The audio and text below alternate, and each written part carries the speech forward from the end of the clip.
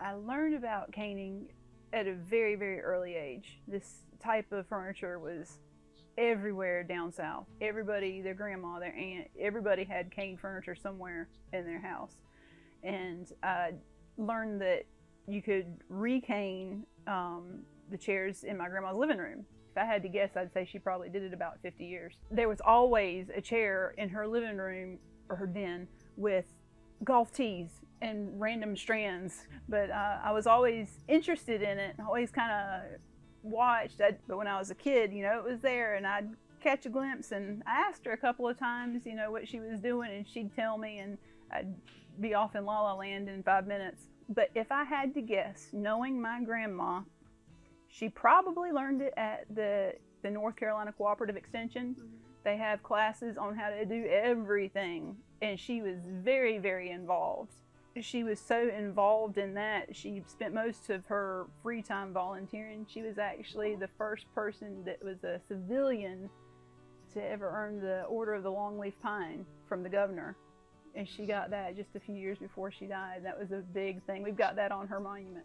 But yeah, she was always doing it, and I don't know if between her having it around all the time or her ability to do it, like the talent in the DNA and the interest in it, that whatever gene she had for it, probably a combination of those two factors that made me interested in doing it now. Coming to Mumford, I saw when I first started over a year ago, I saw it and I was like, hey, I recognize that. I know what that is. Immediately, I was like, my grandmother had just passed, you know, in the past 6 months, and I was like, oh, that would be really something special if I could learn how to do the thing that she did so much when I was, you know, forever. I have to learn how to do this now. So I had gotten all of my grandma's stuff, but this right here, they should call it the Caner's Bible, the Caner's Handbook. Between this and just a couple of YouTube videos, I picked it up real quick, and don't ask me to do math, but something about this makes sense to me and makes sense to my hands. It started flowing, and now it's my happy place. It's my meditation. The first piece I finished, I posted it on Facebook, and I was like, look what I did. And my mom and my dad and everybody that knew my grandma was like, she would be so proud, you're carrying on the craft and da-da-da, like all these things. And it just gave me the warm, happy fuzzies.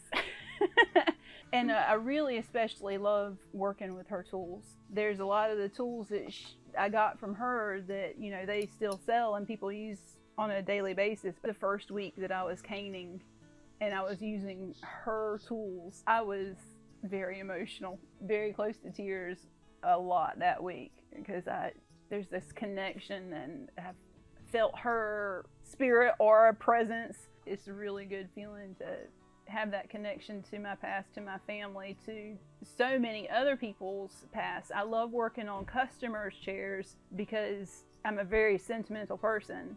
So most of the time what comes in, it's a family thing. And when I'm connected to my family working on this piece for a customer who's connecting to their family, it just strengthens all these different bonds in so many more ways.